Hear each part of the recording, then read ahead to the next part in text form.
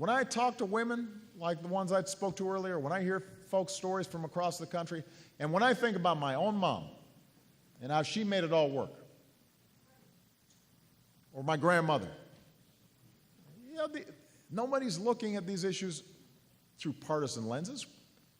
We're not Democrats first or Republicans first. We are Americans first, and as Americans, it's up to us to protect and restore the ideals that made this country great, and that is that in this country, no matter who you are, what you look like, where you come from, whether you are male or you are female, here in America, you can make it if you try. I'm the dad of 2 daughters. Opportunity won't mean anything to them if they grow up in a country where they get paid less because of their gender rather than how good they are at their work. The point, it's so important, this.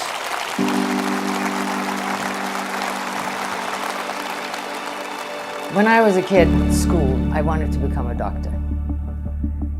And my father said to me, "But Manos, you're going to have children, and then what are you going to do?" Then when I went to university, I wanted to become a computer scientist. And in fact, I was very good at it. And my professor told me, "You'll never make it." At each turn, I said to myself, wait and see. Because there is a time in everyone's life when we need to decide whether we're going to give others permission to write our lives for us or that we're going to write our own story. As a very young girl, I decided that I wanted to write my story myself. I think it starts really, really early, and I may be an optimist, but I would say when I think back to my school time, and then I think of my children at school, and now I think of my great-nephews and nieces who are starting school, I think it's getting better from school up, and that's where you learn. You learn at your mother's knee. So from the very beginning, by the time you're 7, you've got these things set in your head. So I think it's really coming up from the bottom up, and it's not just gender parity, it's equality of all types. And so the younger generations, I think, are getting that, which is why I think us as older generations need to catch on to that, otherwise we will be left behind.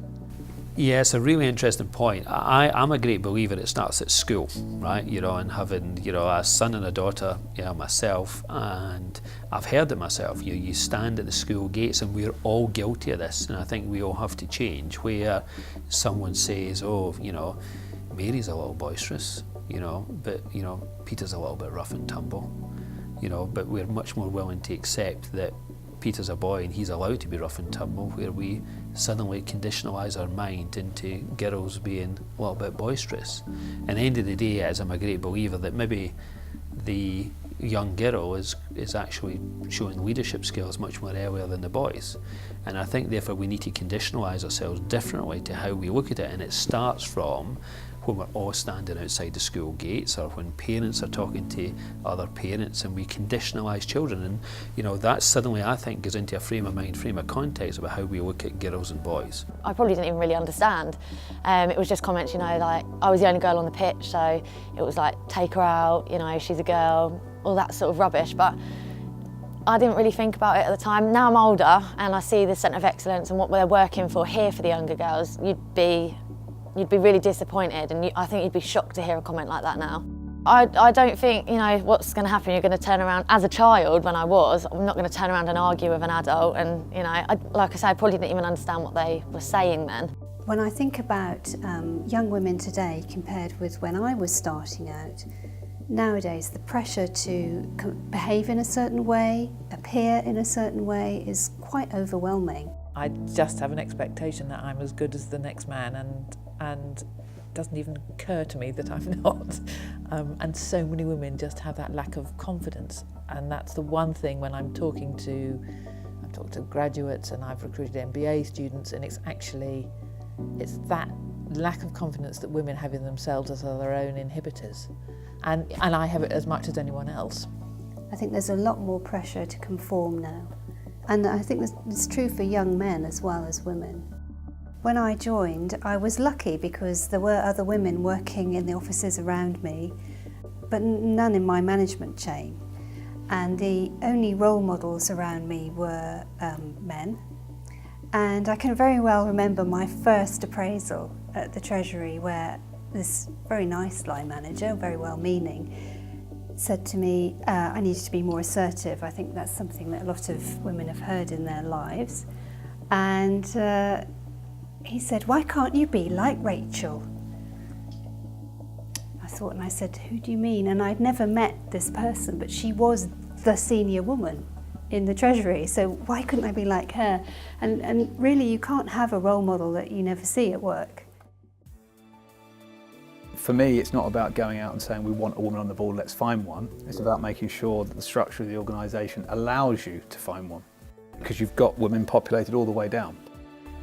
You know, otherwise, it's just positive discrimination, which, in my opinion, doesn't always work. I mean, it might in some organisations, but if you just put a woman on the board because it's the right thing to do, it might not necessarily be the right woman. Yeah. Just in the same way that it could not be the right man. The unstoppable thing is role models to me, you know, is having the senior leaders that can inspire others and set the example and shine a light on those areas where people maybe haven't seen light. And it's different globally. We're a global organisation, and different cultures around the world are moving at different paces. I think North America is typically a leader in this area. You go to some other parts of the world, you'll see different attitudes. We don't have an awful lot of female leaders in the business. What we do have, though, is we're fortunate enough to have female leaders at virtually every level in our organisation, both in the field and in the office. So we selected those role models to tell their story in open forums, and to spend lots and lots of time being questioned and discussing what was it like, what was their life experience like, what made them do what they've done, what were the obstacles and how did they overcome them. We selected role models at every level deliberately to make it real was pretty critical for us. Women's role models are other women like them, and that's what the campaign did really well to identify. We didn't use elite athletes for a very good reason, because elite athletes are not role models for ordinary women like me and like my pals. They're not, they look like something from another planet. They're so hard and toned, and that's not normal for us. What's achievable is seeing loads of other women in the park, on a hockey pitch, playing netball with their mates in the local park. That's what normal looks like, and that's what we're trying to achieve with This Girl Can. So when I was told to be like the person I'd never met, my reaction at the time was to take away that nugget and have a good laugh about it with my friends. In fact, I think I had to ask one of them who this person was, who Rachel was. Now I would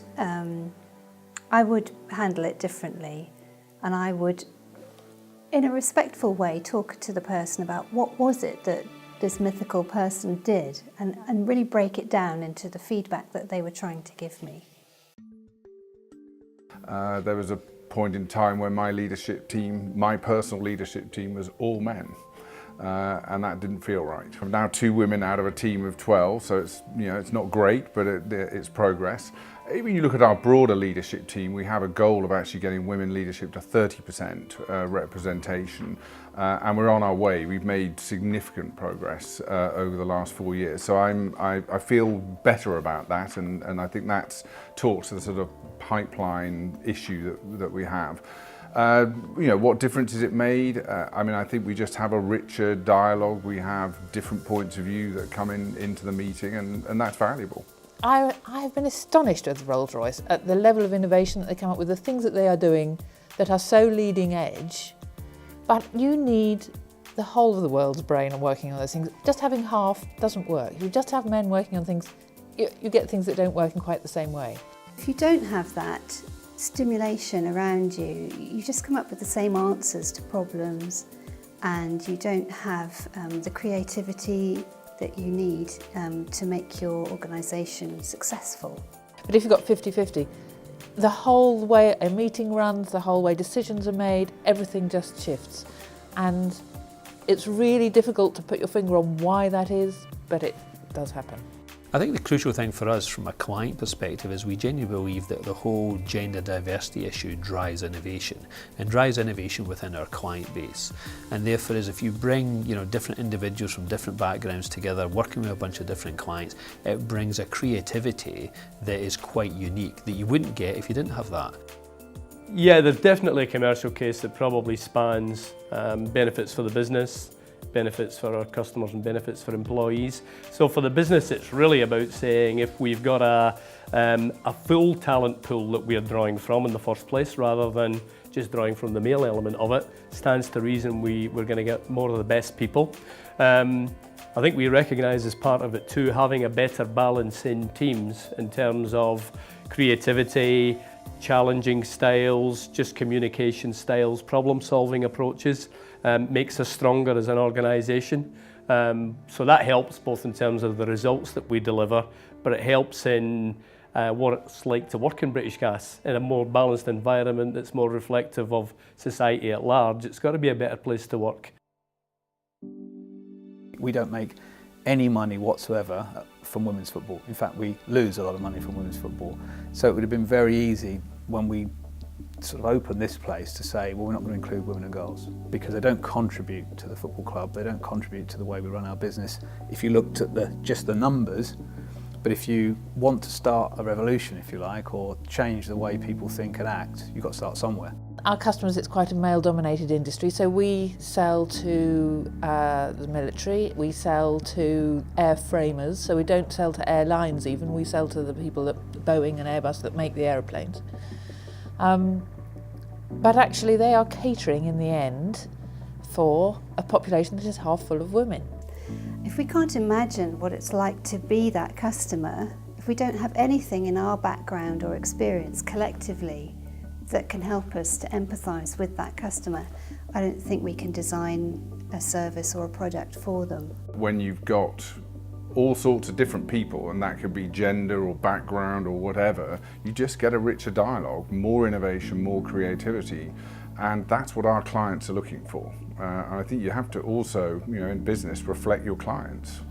Right from the get-go, from a customer perspective, we had an objective that says, since we're a customer-facing organisation fundamentally, our workforce should be reflective of the customer base.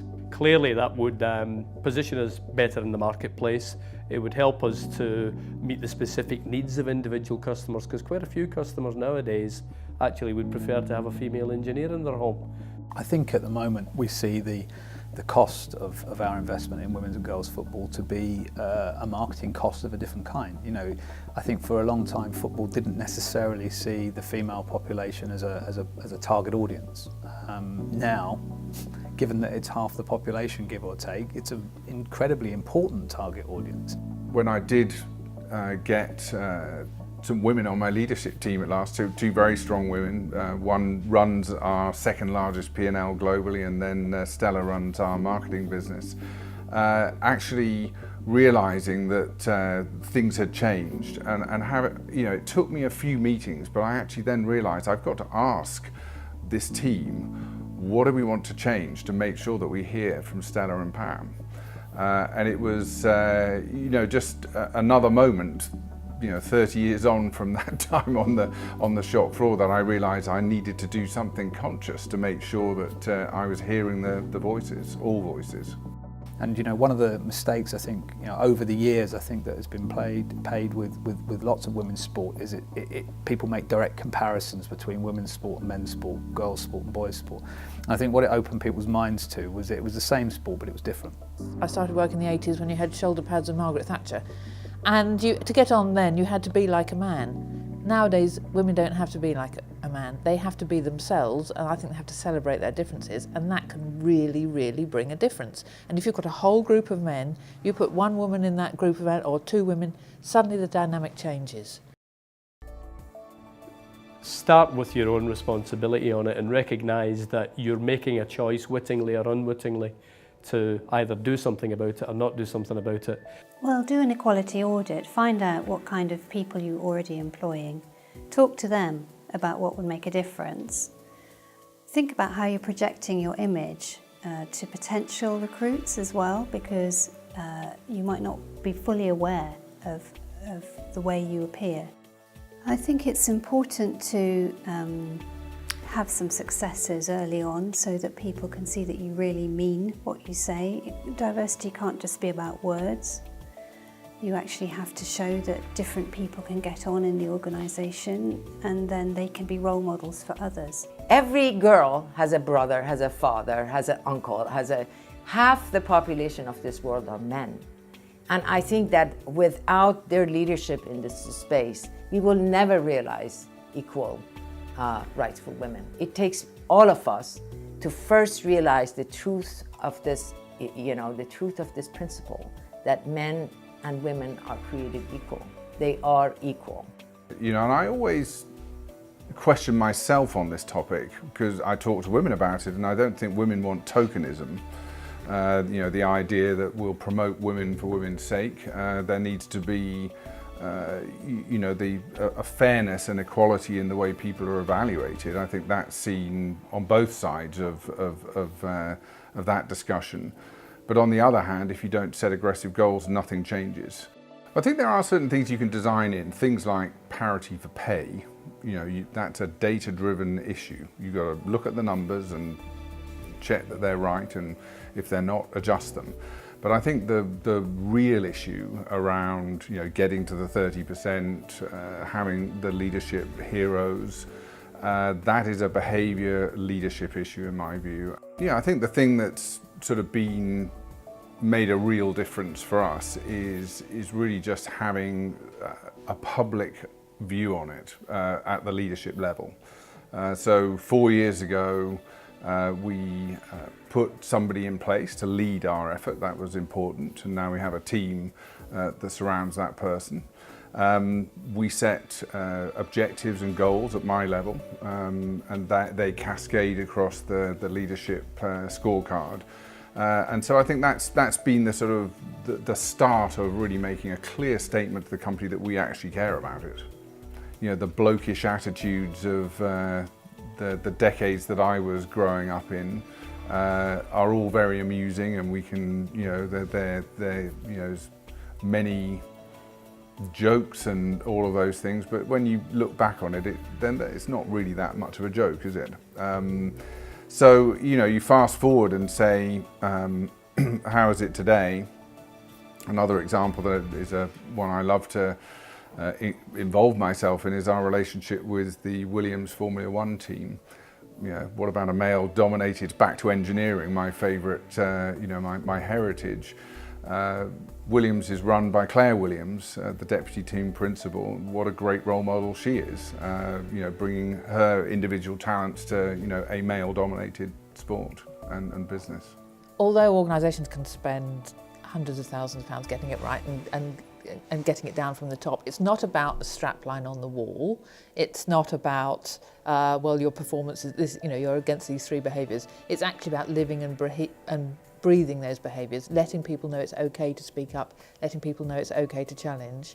And so again, going back to where I've worked in good organisations, and I've worked in 2 or 3, it's because they've got that core of absolute expectation over culture and behaviours. Yes, it's written on the wall sometimes as well, but actually there is a real expectation from the bottom to the top on this is how we behave around here. For me as a leader, feedback, I try and get people to give me feedback. And I try and say to them, I'm just give me feedback. Don't think of me as any more senior than you. I'm no more senior than you. And actually as a leader, you get less and less feedback the higher up the tree you go. Give me feedback. If I said something you don't think is appropriate, tell me. And sometimes somebody will just say something and I'll think, yeah, that was meant as a joke. That wasn't a joke. To them, that wasn't a joke. But actually really good organisations can be beacons of light and can be beacons of change and say, actually, you know what, we can make this work. And then when people see that, everybody else follows in. It's that few beacons of change. If you can stand up and say, we're going to do things differently, one person follows, then suddenly you've got a whole movement. And I think that's what good organisations can do. There's been a very stubborn gender gap within the number of women who participate in sport or physical exercise for a very long time in the UK. And that stubborn gender gap is about 2 million women less per week exercising than men. from mid-teens all the way through to women over 40. And despite the combined efforts of the fitness industry, healthcare professionals, London 2012, that gender gap was not budging. So Sport England took it upon themselves to create a campaign targeting women, quite simply, women and girls, to get them more active more often. Believe it or not, it is not the norm for women and girls to be exercising, being hot and red and sweaty and doing things with their mates on a sports pitch. That's normal for guys, it's not normal for girls. And when the creative agency who developed the campaign for Sport England were looking to create some creative stimulus, they couldn't find any pictures of women red, hot, sweaty on the internet. So that goes to show that it isn't normal. You can only find pictures of women looking beautiful when they're exercising, and we just don't, do we? You know, we all sweat and we're all red and we all get hot and sweaty, and that's okay. And I think that's one of the big things that the campaign is starting to address. And we can confidently say that we think it's changed the way that people market now to women.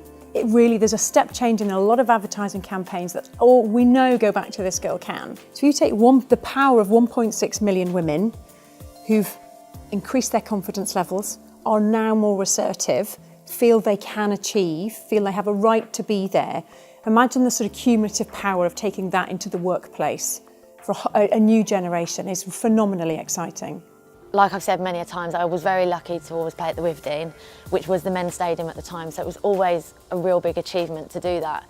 But when the Amex was built and you know, things were moving forward, I'm not going to lie, I was thinking I really, really want to play there. You know, it's a big venue to have to run, a lot of things had to be organised, a lot of people have to be put in place to run an event like that. I don't think we're far from being in a situation like that. To push to play there every weekend just because we played there back in December is, you know, we are living a little bit in a dreamland. But you know, unless you have those aspirations, you can't push on to do things like that.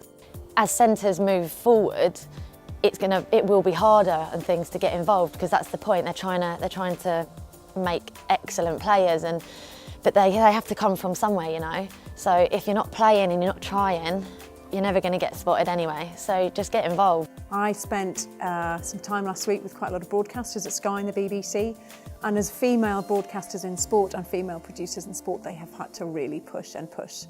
But there is a level playing field now.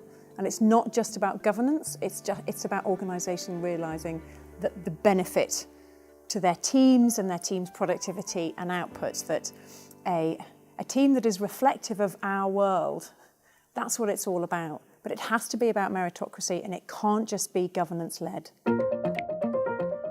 Lean In was a really interesting moment, but I found myself, I suppose, on the wrong side. I read the book, was really inspired, and promptly bought a copy for all the girls that work with me, which is inherently not the right thing to do. It sort of goes against the whole book.